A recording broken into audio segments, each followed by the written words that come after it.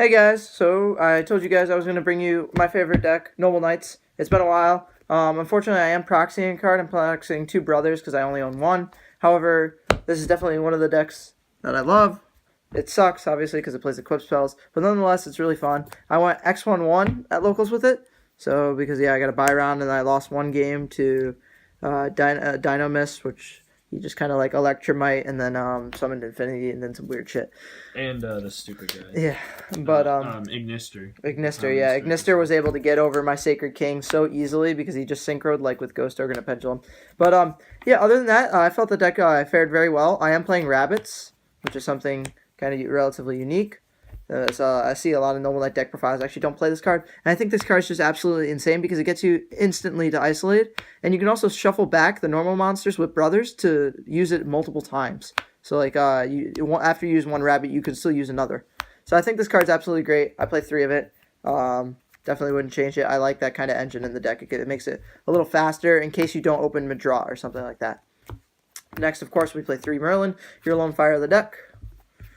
No explanation really there. Then we play, of course, 3 Artorgus and 3 Vanilla. Obviously just for Rabbit. But yeah, no, like I said, this engine I think works really well. Just being able to grab Isolate immediately really speeds up the deck and gets you your searches. Next, of course, we play 3 Noble Knight Madrot. It is the best card in the deck because it makes your instant rank 5 play with an equip spell, and you just hold a billion swords, and then you sit on him, and you win the game. So yeah, 3 of him. Next, I play 2 Boars. I see a lot of people playing 3 of this. If you play more than 2 of this, I think that's a huge mistake because you never want to draw this card. You only ever want to summon it off Madraw or Isolate. So playing multiples is just terrible. I feel like if I could, I'd play it 1, but it's also just like that Gemini Garnet brick. You don't want to draw 1 and then draw the Madraw combo and not be able to do it. So 2 is like the perfect number. I wouldn't play 3. 3 is just such overkill. Next, I play 3 Gwaines. This card is incredible. This card I think is definitely necessary to play 3 of. It's just a free monster, especially because you're playing the Rabbit build. If you open Rabbit and this, you essentially do the same thing as a draw combo, which is why I think Rabbit is also just so great. Because if you open this card in Rabbit and Gwaine, you have the Madraw combo, which is just as good. So yeah, 3 Gwaine. You can also I am playing Gwalshavad, so you can do the an original Noble Knight OTK, and I'll show you how that does. You need 2 of it and the Rabbit, and then you have it. But yeah, it's just really good. So you have to play 3 of it, I think. 3 Brothers.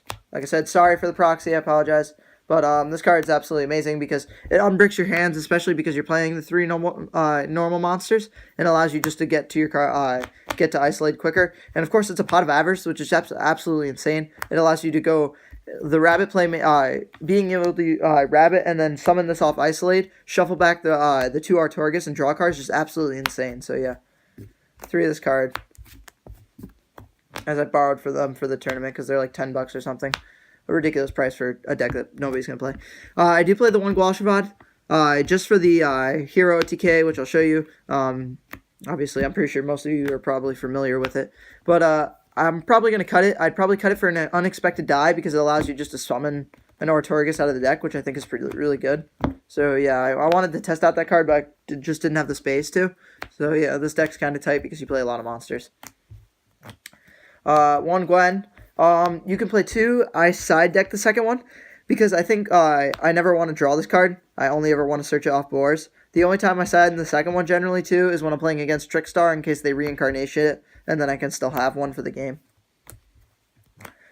Then for the only hand trap I play 3 Effect Veilers. Since this deck doesn't really have space for back row, you want to have hand traps. If you have Ash, obviously play those. The Veilers worked really well though. I wish I drew them against the Dino Mist, Electromite, whatever. I don't even know what deck it is. I don't know what you call it. Just Dino Mist, I guess. But yeah, I wish I had it for the Ignister because that would have been nice, but I didn't, unfortunately. Although it worked really well against the Invoked player. You know, that's the thing is, like, it doesn't stop Borreload Dragon, and Borreload also really Borreload hurts this deck quite a bit. You might want to play like Ghost Ogre because that does stop Borreload as well. Ghost Ogre would work. Does Ghost Ogre stop Ignister? I don't think it does. It doesn't, but it'll stop Borreload, which I think is a more relevant problem. Yeah, so. Then for the equip spells, I feel like this is the correct ratio. You want to play 2 Destiny. This prevents it from battle and destruction. 2 Caliburn, gain your life points. Also a great re-equipper. 2 Excalibur, 1 Gallatin, and 1 Artificer. I feel like this is the perfect ratio. You don't really want to screw it up. You don't want to play more than 8 of these because it's just such a brick to open multiple equip spells.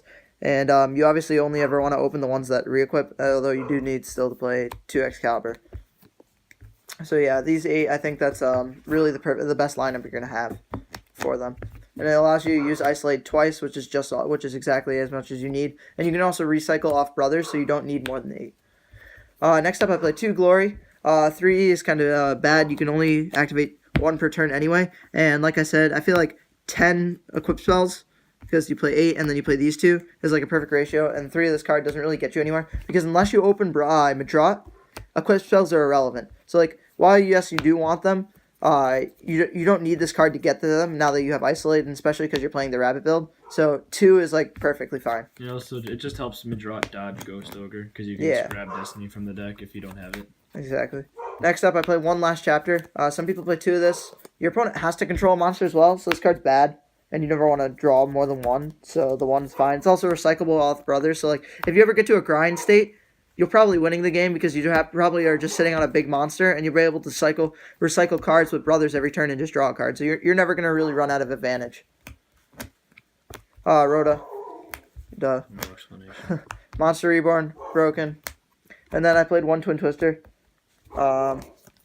Cards absolutely insane. Where the hell did my Solemn Judgment go? Yeah, that was a good question. You did play one Solemn. Oh, here it is. Here. Okay, awesome. Yeah, I was like, wait a second. There's just 1 trap. Yeah, 1 Twin Twister. This card's great, especially because you can actually dodge whatchamacallit? Effect Veiler. With Madrot, if they go try and attempt a Veiler, you can Twin Twister the equip spell, and then Madrot's a normal monster, so it can't get Veiler, and the equip spell re-equips, and you do it anyway. But yeah, if I had more space, I'd definitely play 2 of this. Like I said, this deck is really kind of tight on space. You should also mention that Madrot doesn't lose to Ash because you can just activate it again. Yeah, because it's like it's a once per turn. So like if you negate the effect, it never destroyed special summoned or destroyed it, so it didn't complete it, so you doesn't lose to Ash. Although Rabbit loses to Ash really badly. So Yep. Last we play Solemn Judgment because this card's just broken. Yeah, it's the only trap you really want to ever have. Just sucks it can't stop a whole pendulum summon. Next up for the extra deck, 3 Sacred King. Himself. 2 of the level 4. I feel this is the perfect ratio. You're never going to go really into a third one. The level 4 is definitely kind of better right now just because pendulums. And unfortunately, these cards don't activate on your opponent's turn, which is really sad because like they made a card like Tornado Dragon, but they couldn't give Noble Knights a card that could destroy spell and trap cards during either player's turn, which I think is really dumb.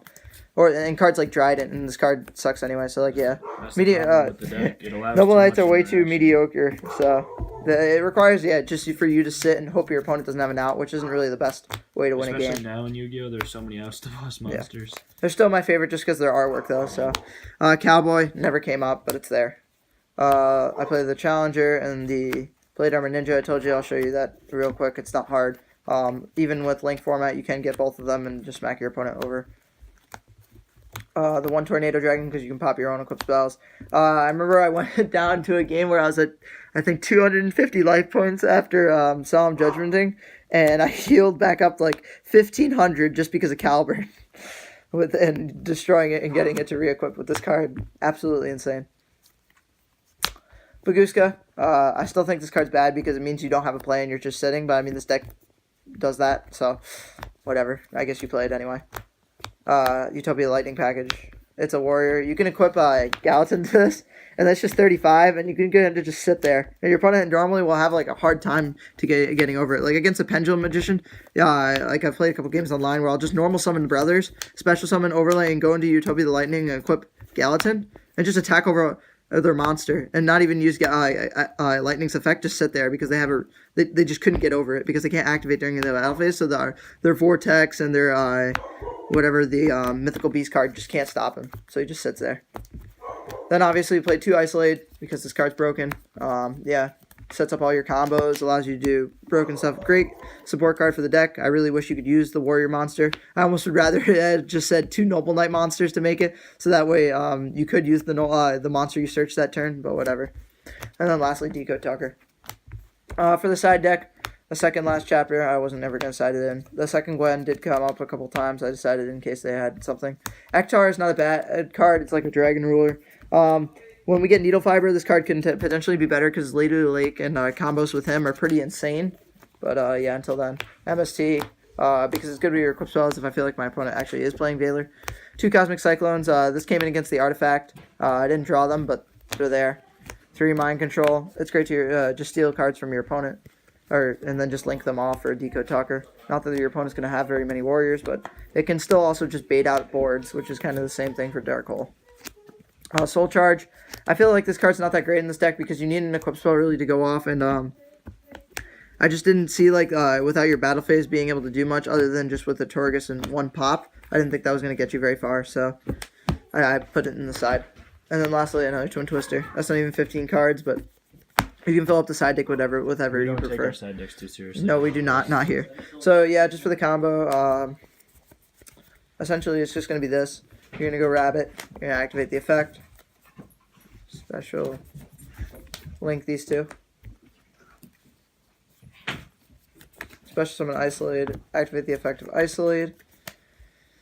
To search. Doesn't matter what you search, really. I guess you can add a Draw to your hand because you're not going to use Draw that turn. You're going to Foolish Burial 4, so you can send 1, 2, 3, and or 4 is, it doesn't matter, whatever you want to send. I guess an Excalibur. Oh yeah, and you're going to need 1 equipped spell, by the way, my bad. So technically it's going to be a decent amount of cards, but yeah, you send those 4 to the grave with those, and you're going to summon the Guashavad. This is strictly for the OTK combo. You special summon the 2 Gwains. You overlay both over here. You make Heroic Champion Excalibur. You detach the 2. Activate Caliber and add back off of Guashavad. Special because Guashavad's a normal now. Overlay the 2. And make Blade Armor Ninja. And then you can just detach. And this is game in itself, and you still have the Isolate on board with a draw in hand after. I mean, technically that is 4 cards, but it's not too hard because obviously you play 10 equipped spells, so the 4th card's kind of like irrelevant. It's really just the Gwains. And then also, if you just have a Rabbit and a Gwain, you can still do more than that, like if you're going to set up a board. So you can just go Rabbit, grab your 2 normals, link the 2 off, summon the Isolate. This time, instead of summoning Guashavad, you just summon Brothers. Or not Brothers, excuse me. What am I thinking? You summon Boars. And then you can just special summon the Gwain, and you can overlay. And you can just equip the 3 cards onto the rank 4. And that's not a bad play at all either, because that only requires 2 cards, just Rabbit and Gwain. And I think that's really good because it does essentially the same thing your rank 5 play is going to do. It's just your rank 5 would be a little bit stronger. But this actually gets the Link monster on the board, which the rank 5 play doesn't do. It just puts the rank 5 in your Link Zone. So I think that's interesting. And you also get to search off this, so again, you could grab them and drop for the next turn. But yeah, that's the deck profile as far as right now. The only change I would say is Unexpected Die, I think, might be a really good addition, simply because you are playing the Rabbit and you have the normal monsters. You don't need to do the OTK combo. It doesn't come up very often, but it's there just in case your opponent happens to leave open a board. And it's kind of like a neat way that you can kill your opponent without them ever seeing it coming as far as Noble Knights. So yeah, thanks for watching. Hope you guys enjoyed. Rogue Scripts out.